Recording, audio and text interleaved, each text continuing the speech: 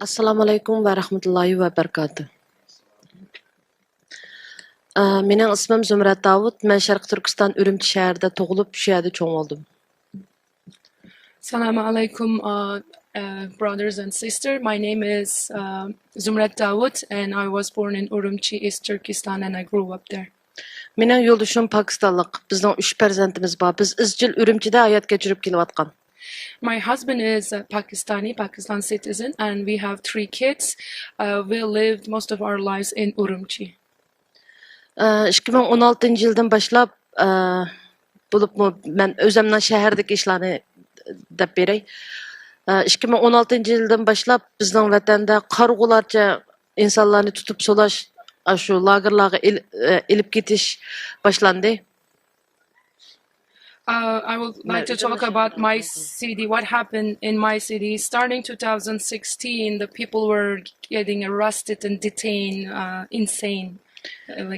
Tutib ketilganlarning to'lisi namoz o'tganlik yoki mushu diniy ta'lim olganliklaridan 5 yildan 25 yilgacha qamoq jazosi berilganlar.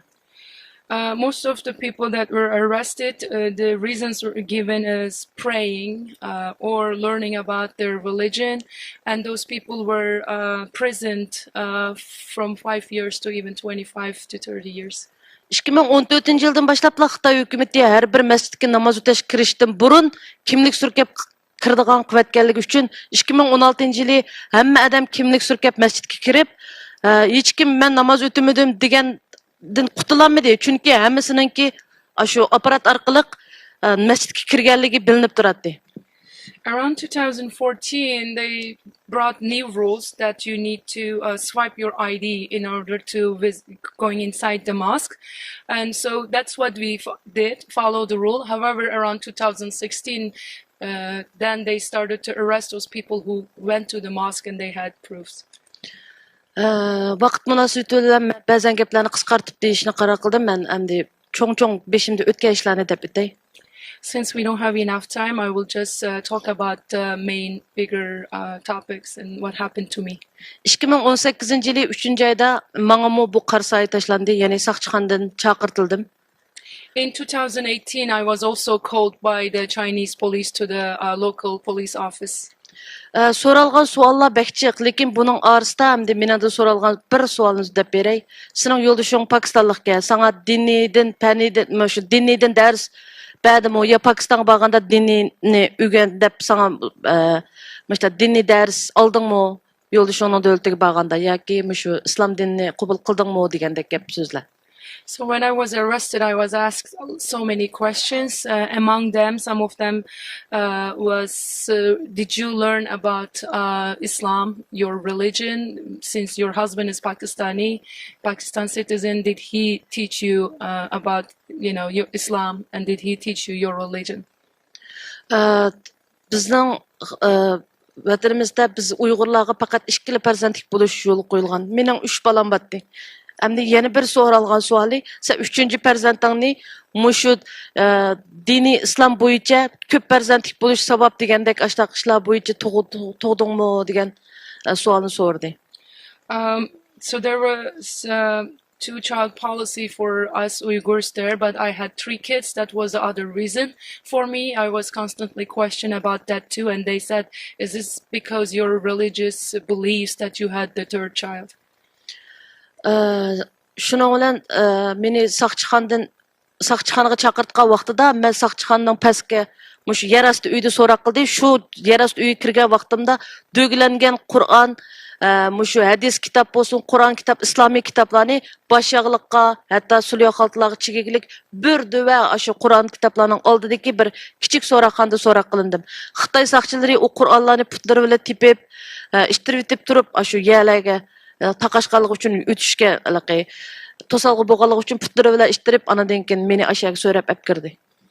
So when I was taken to the room, underground room, and when I was going there, I witnessed that there were so many Quran, religious books, and praying rugs, and even scarves. They were in one corner that just collected, most likely from Uyghurs, and they were so disrespectful. They were kicking it. They were like putting in the corner, and I saw that.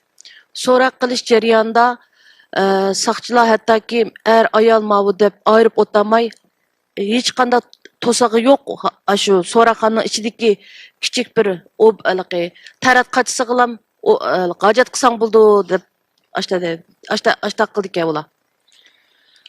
During the interrogation, everything was being watched. There were cameras, and even if you need to go to a bathroom, you were supposed to do it in front of those police. Everything is being watched, and no matter what, if you're a woman or man, they were male police. Tutamga chiqqidek hech qanday gunoyim yo'q. Shundaqdimi meni uya saqchixondan ilib meni doktorxonaga apadi. Bütün a'zoyimni tekshirdi. Qon oldi, ko'zning nurini, hatto 10 barmog'imning izini, ko'zning nurini, DNA deb bir qo'limizdan qon ilib tekshirdi. Ashunday qilib, ondan keyin meni o'rganish maydoni deydi, hamda Xitoyning deyishi bo'yicha shu jazo lageriga olib ketildi, olib ketdi. So first, before they take me to the real camp room, I was taken to hospital-like rooms, and everything full biological, like X-rays were done, my blood samples were taken, my fingerprints were taken, even my the iris scans were taken, and then they took me to the patient room. 62 gün şu jaza lagerida bo'ldim. 62 gün jarayonida nurg'un ishlarga shohid bo'ldim. Masalan, u yerda 17 yoshdan 75 yoshgacha ayollar shu qamoqxonada men bilan tang yetilgan. I spent 62 days in those concentration camp. There were ladies in my cell, and from age of 17 to 75. 62 gün jarayonida har kuni bir taldan tablet yeyishga, 15 kunda bir qatim qon ilishga, bir oyda bir qatim vaksina deb hukul urishlarga uchirdim. During these 62 days, I had to take unknown medicines every day. I had to give blood samples every 15 days, and every month we were also getting scanned and give 62 gün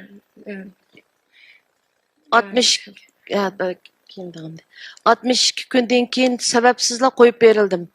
Buning keyin chiqqandan keyin bilsam, yo'ldoshim izchil turda mening gunohsiz so'langanligimni deb o'zininki, ya'ni Beijingdagi Pakistan konsuliga izchil turda berib, mening izdak so'rag'imni qildi. After 62 days, I was innocent. After 62 days, I was released. I didn't know what was going on, but then I learned it was my husband who were advocating, trying to release me, and contacted the embassy in Beijing and trying to get me out of those camps. Men va bu yenimdagi lager shohidlarning hammasining yo'ldoshi chet ellik bo'lganligi uchun biz qutulib chiqildik. Lekin ular yanala hozir jazo lagerlarida.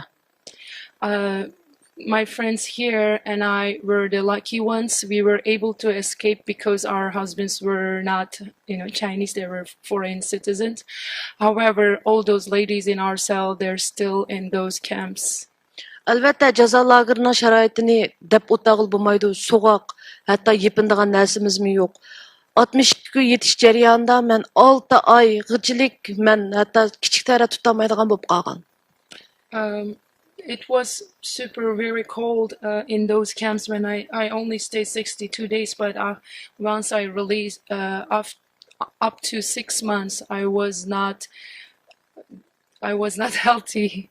I was still having hard time adjusting, even going to the bathroom. Shundaq bo'lishiga qaramay yana hukumatdan buyruq tushdi. Mushu ishkin tug'ib bo'lgan ayollarni cho'qim tug'maslik operatsiyasi qilib bo'g'dirib o'tamiz degan hukumatning siyosati tushib, meni majburiy holda shu holimga qaramay meni tug'maslik operatsiyasi qildirdi. After I released, I was also called again and said that there is a new policy, new rules, because I, have more than 2 kids. I had to be sterilized, and I had to go and complete the sterilization procedures. Mana bu mening Mishadagi Amerikadagi doktorxonalardan olgan tug'maslikqa oid isbotim. This is my doctor's letter that shows that I was sterilized in China. This is the evidence. Şuna bilan biz u yerda turamadik. Biz endi yosh ayol. Men yana 36 yaşımda tug'maslik operatsiyasi qilindim. Mening 9 yaşım tevu. I was still productive, but I was sterilized when I was 36. Bizden hatta onun da mecek ballak boğumuz battı. Biz ayol işkilimiz ballan yaxşı göredik. My husband and I, we really love kids. We wanted to have more kids too. Hatta hükümetki berip dedi. Biz vədi bereyli ballak bulmayımız. Bunda qılmanglar bu aciz hazır işten qısı yegenden bilen mağatıdı. Desim onu mu deyil. Sana pasportunga kartamga urguzup seni kiremez kıytımız çaynağa. Ayalığını pasportunu vermemiz çıkaramayımız dedi. Ben ensirdim 3 balam bilen ben qında qılıma. My husband was begging and imploring the Chinese police and those doctors not to sterilize me and said, please, let us just stay without a sterilization. However, they didn't allow us. They threatened us, like not giving my passport. So I was very scared to protect my kids. I had to agree with them. Pasportlarımız hükümet değil. Biz net çıkıtımlap, netçi min yerlerge tamғы urdurup, bekçik yolunu minip şürüp pasportunu elip men Pakistan'a kiteyli boldu. Nim kösek aş Pakistan'da yaşaylı, dep yolduşumga bu fikrini berdim. Yolduşumның mu uyada turğuz kemmedi, boldu, ballarım nep kitey. Dep şununla Pakistan'a bardığanğa biz iltimas sunduk. Bu bek testi bitti, şununla biz Pakistan'a keldik. It was very hard to get our passport. We went through a lot of financial and other procedures in there because what I went through, I didn't want to stay in my hometown. I felt like I'm not safe, so we came to Pakistan. Pakistan'a bir aylıqla ruxsat berdi. Hatta ki ballarımның mening pasport numarim bardığan aeroplan, keladigan aeroplan neticede qanchada uçup qanchada yana Ürümchiga qaytib kelishimizdan tartib batdi. O qog'oz hozir bor menda. So they had all our information when we leaving to Pakistan, where we're staying, when are we returning. So we had to buy return tickets to all the details, and they kept all those information and allowed me to go for 1 month only. Pakistan'a keldim bu telefon to'xtamadi. Kemmamsa, bo'lmamsa degandek. Bir oydan oshgandan keyin menga izchil turdi telefon kelib turdi. Bir inson to'y qilib o'zining erining yo'ldoshining uyida turolmamdi bir ayol kishi. Shundaqdimi Xitoy hukumati meni kemmasang bo'lmaydi deb menga tahdid soldi telefonda. Even when I was in Pakistan, after 1 month, I kept getting threatening phone calls. I just wanted to stay in my husband's house, can't I? I was constantly called and called back to China. 2016-yılı ağan Amerikanın vizisi aile boyunca ağan. Şu çağda pasportlarını ben vize eliplam pasportlarını hükümet tatıb ağandı. Anadaki müşaq mağdığı vaqtida birden bir qechish yo'lim shu Amerika ekan. O'zimni bexatar ashada o'ylab, bolalarım ham hammamizning qo'lda shu Amerika vize bo'lganligi uchun biz Amerikaga 2019 4-oyning 1-kunisi Amerikaga yetib keldik. Luckily, before 2016, when I applied for a visa for US, I got 10 years visa. Once I got my passport back from the Chinese government, I thought that's the only way out for me to be safe, and I came to US with my kids and husband. Amerikaga qaytib kelgandan keyin bu bir erkin dunyoning ekanligini, bu Xitoyning hech qanday menga besim qilmaydiganligini, xalqim uchun so'zlasam o'zimga hech qanday bir Xitoyning hech kim qilmaydiganligini bilib, men xalqimning ovozi bo'ldim. Bütün medialarga vatanimizda bo'layotgan ishlarni anlatib keldim. Since I came to US, I learned what freedom is, that China can't do all those things to me here in the US, on the US soil, and I started to be the voice for my voiceless people back home. 2019 9-ayning oxirlari men Birleşken Devletler Teşkilatı'da mushu Uyg'urlarning bo'layotgan qirg'inchiligini anglatish uchun shu yerda guvohlik bermoqchi bo'lib ketayotganimda oilamdan izchil turdi menga telefon kelib, "Qilayotgan ishingni to'xtat. Dadam hozir saqchixonada" deb akamning telefonini topshirib oldim. In 2019, I went to New York to give a testimony at the UN event. While I was going there, I received a phone call, and my brother said that I have to stop. I shouldn't keep going, otherwise my dad is in the hand of Chinese police. Men o gapga qaramay Birleşken Devletler Teşkilatı'da çoğun yığınıda Uygur kırgınçılığını dünyaya anlattım. Guvalık verdim. But that couldn't stop me. I still went to UN event and spoke and told the world about the Uyghur genocide. Şu bir 10 gün içinde, 10-15 gün içinde bana dadamның tügep ketkenlik haberini, yani bir Xitay qo'shnamda meni undidardan hammasi shu yerda chet elga chiqib ketdi deb Uyg'urlar, tuqqanlarim, urug' tuqqanlarim hammasi. Faqat va faqat telefonimda qolib qolgan bir Xitoy qo'shnamdan dadamning tugab ketganlik xabarini oldim.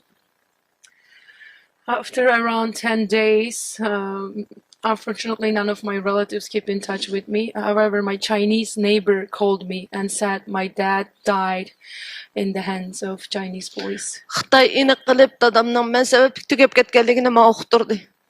The Chinese police clearly said that because of my action, my father passed away.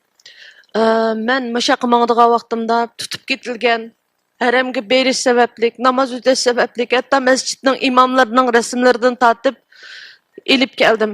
Menda shu rasm isbotlar bor. Qaysi kimning turmaga kirib ketgan, kimning o'lib ketgan. Before I left China, I tried to gather information. I knew the names of the people, detainees in concentration camps, even imams, people who went to Hajj and detained for that, people who prayed and detained for that. I have some of those information. I brought it with me. Xitoy hukumati hattoki Xitoy Uyg'ur qizlarini Xitoyga to'y qilgandan keyin urug' tuqqanlarini turma lagerlardan qo'yib berdi. Some of the parents of the Uyghur girls who accept to marry the Chinese, their parents were released, unfortunately. Nurg'un qizlar ota-onasini, urug' tuqqanlarini, qarindoshlarini turmada qutuldirish maqsadida o'zini xuddi o'tga tashlagandek Xitoy erlariga to'y qildi. And those girls had no choice. They had to marry to save their parents, and they had to marry with Chinese. Xitoy hukumati har birimizning oilasiga Xitoylarni atalmış qo'shmoq tuqqan siyosati deb har birimizga birdan Xitoyni uylarimizda qo'nidiganga o'rlashtirdi. Another Chinese policy, the homestay policy, is the brothers sisters program that they bring a Chinese person to our house, and this was mine. Meyli dinimizde bo'lsin, meyli qandal bir insoniyatda bir yat erkishilar yat endi bu Xitoy bo'lish siyosatida birga yetish, birga sayohat qilish, birga tomoqlanish degandek ishlar bor dedi. Ya'ni bir oyning ichida 15 kun u Xitoylar bilan birga turmush kechirdik. With the homestay policy that we had to share our food, share our day, our trips, even our bed with the Chinese country, unfortunately.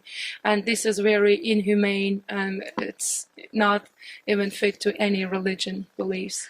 Bu mening 11 yoshli qizim, yeni dikse Xitoy hukumati ashnaqa atalmış tuqqan qilib bergan. Hamda sizlar o'ylab boqinglar, bu musulmon emas, qandali dinda bir kichik qizlarni birisi bilan birga yotqili kim unaydi? This is my 11 years old daughter, and that is her brother, Chinese brother, that the government decided. Can you imagine this? Your daughter, who is at the age of 11, has to spend time with an unknown un-Chinese man like this. Kundilik faaliyatni, kundilik aşı qıvatqa işlerini ular resim tartib hükümetke yollamış bo'lmaydi u Xitoylar. Those Chinese people came and stayed with us, had to take pictures of their, activities, daily report what we've been doing. Uyg'urlarning qabristonligini buzib, ya bizga kerak. Bu ya bizningki yerimiz, zaminimiz. Bugun nereden bo'lmasin, ichidik odamdan akitinglar bo'lmasa biz topuğu kömgen mesela ölüp ketkendik ki meyli 40 gün bolsun yani 5 gün bolsun kandalı bolsun bularını hemisi töpege çıkıp kaldı bu ya bizge gerek dep kabirlerimizni buzup etti. Another thing that I can't accept is the government all of a sudden told us that they need the land of my mother's graveyard. So they told all the Uyghurs to remove the corpse, remove the dead bodies from those lands, and I had to dig and get my mother's body out. And around 5 to 40 days we had to keep them. Mana bu mening mush qabrdan ko'layotgan urug' tuqqanlarim, opam. Oh, my relatives had to dig out my mom's dead body. Hatta qabrdan chiqqanga o'liklarni xotirjam yana bir yerga ko'minglar deb o'rin bermay. Ko'mishga bo'lmaydi, hamiyat apparat bor. Uyinglarga aktiv turinglar, biz o'rin berganda qacha yerlik berganda ondikin ko'mislar deb bizga butun hammamiz oilamizda o'zimizni urug' tuqqanlarning jasadlarini saqladik. Can you imagine that once we had those dead bodies, they didn't give us instruction where to bury. They said they don't have a place yet, that we have to wait. And we had to keep those in our houses.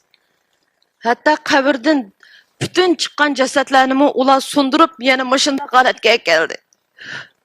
Some newer bodies, they had to break the bones to make it smaller so they can fit the new land. Uyimizda bir oydan ortiq vaqt saqlagandan keyin bular bizga 40 ta 40 santilik maningdek qabriga ustaxonlarni qo'yib qo'yishni dedi. Anadan keyin bizga vaqt mushu o'rinni berdi mana. This is the place they gave us at the end. It's like a 40 centimeter, 40 by 40 centimeter, this small space that we have to bury those bodies here. Muşnanğı patsımı patıdı, patmasın patıdı, muşinçilik yani berdik deb. Bomuz axlatga taşıvat ustaxonlarni. This is how small the new place they gave us, that we had to fit the body in those. Deb kelsak, gapchi Xitoy hukumatining bizga sinayotgan zulmlarini biz manch kech kunduzdimi anglitib bilolmaymiz. Bu faqat va biz uchirgan zulmning 100dan 1% emas. If I talk about everything, the scale of this oppression is unacceptable, unbelievable, and I think I'm just talking about 1% of what is really going on. İltimas, dünyadaki musulmonlar, biz sizlar bilan bir dindosh. Kapimiz bir, dinimiz bir, Allohimiz bir. Bizni boshqa dindagilar qo'llayotdi-yu, bizni o'zimizning musulmonlar bek qo'llamaydi. Biz Allohning oldiga birga bordiganlar, lekin bizga yordam qilinglar. Biz uchun duo qilinglar. Biz uchun Xitoy hukumatiga qarshi chiqinglar. Allohning oldiga pok beringlar. Hammanglarga rahmat. Our demand is, please, especially Muslim brothers and sisters, we have the same God, same belief, we believe in same Jannat afterwards. So I ask you to pray for us. I ask you to stay on our side. I ask you to stay on the truth and raise awareness and help us. Even other religious, from other people from other religions are helping, because this is a humanity issue. I expect my brothers, sisters to help even more. Thank you. Thank you.